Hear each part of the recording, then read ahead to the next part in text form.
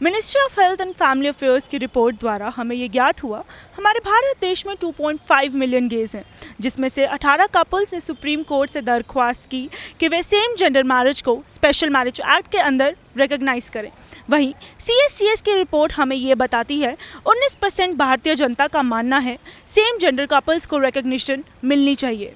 तो आज हम आए हैं दिल्ली के कनॉट प्लेस, जहां लोगों से बातचीत कर हम ये जानेंगे इन रिपोर्ट्स में कितनी सच्चाई है। So ma'am, do you think same gender marriages should be accepted in society or not? What I feel like it should be accepted because it's all about the feelings, and emotions. गलत है, ये same gender नहीं होना चाहिए मेरे हिसाब से। Thing I would say is that it is a controversial topic. No, absolutely not. That's what I'm saying. क्योंकि अगर गेज और लेस्बियंस की रिलेशनशिप है तो मतलब अपने आप में ही वो गलत है। India is having a different society altogether, and legalizing this same-sex marriage is a taboo. ठीक है, अगर किसी का थिंकिंग मिल रही है, एक दूसरे से मिल रही है, तो कोई इशू नहीं होना चाहिए किसी को। देखिए, ये एक ऐसा इशू है जिसका यस या नो में जवाब देना बहुत मुश्किल है। देखिए, Yes, in my opinion, same gender marriage should be legal. हमारे कल्चर में मैरिज को एक रिचुअल माना जाता है। ठीक है, हमारे क्या ये कोई कॉन्ट्रैक्ट नहीं है कि आप गए और आपने कोर्ट में साइन किया और शादी हो गई। शादी हमारे यहाँ एक बहुत रिचुअल, और रिचुअल जो है वो आपके कल्चर से जुड़ा होता है। तो क्या आपके कल्चर को जो लोग मानने वाले हैं, ठीक है, हो सकता है मैं नहीं मानता, मैं मान लीजिए मैं लिव इन में भरोसा करता हूँ, लेकिन क्या हमारा कल्चर उसको एक्सेप्ट करता है?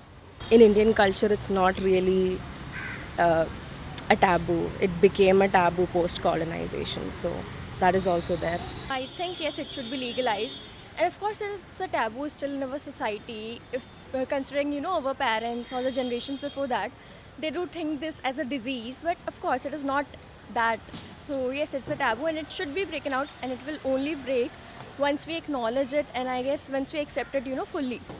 इस बात का कि गेज साथ में है या man and man are together in a varying kind of relationship, which means there is something wrong with the brain. मतलब ऊपर कुछ गड़बड़ है, सोच समझ में कहीं कुछ गड़बड़ है। नहीं तो फिर नहीं, अगर नॉर्मल है सब कुछ तो मैन एंड वेमेन ही साथ में शादी होती है, बच्चे होते हैं, सब हमारा आपका जन्म सब ऐसे ही हुआ है, तो कुछ ना कुछ गड़बड़ तो है ही। तो अगर लेजिटिमाइज कर दिया गे मैरिज या लेस्बियन मैरिज को, तो बहुत सारे लोग इस बात को सही मानने लगेंगे। Go and talk to people, they'll be like, नहीं यार मेरे को नहीं चलेगा, this is against the order of the nature. You ask them reasons, no reason. Why? That's the thing, right? That's what lack of knowledge, lack of education does to you. You do not have any information about the topic. You do not have arguments from the both sides. You cannot assess, you cannot critically analyze, and you just want to come to a conclusion that, okay, let's just, yeah. So that's not fair.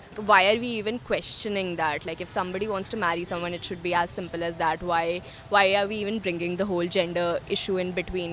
It's never been an issue. It should never be an issue. Even if you look at our old texts, right? So even there we see instances where people were together of the same sex. So I don't understand why there's so much of I don't know what's the word for it, but there's so much of I guess hatred. तो आज की बातचीत से ये तो सिद्ध होता है हमारे देश में बहुत से ऐसे लोग हैं जो चाहते हैं सेम जेंडर मैरिज को लीगलाइज किया जाए। वहीं कुछ लोग ऐसे भी हैं जिनका मानना है ये हमारे देश, हमारे समाज, हमारे आने वाली पीढ़ियों पर बहुत गहरा प्रभाव डालेगी। आप क्या सोचते हैं, हमें कमेंट सेक्शन के थ्रू ज़रूर बताएं। मैं रिपोर्टर अशिता गोयल, कैमरामैन मुकुल हुडिया के साथ।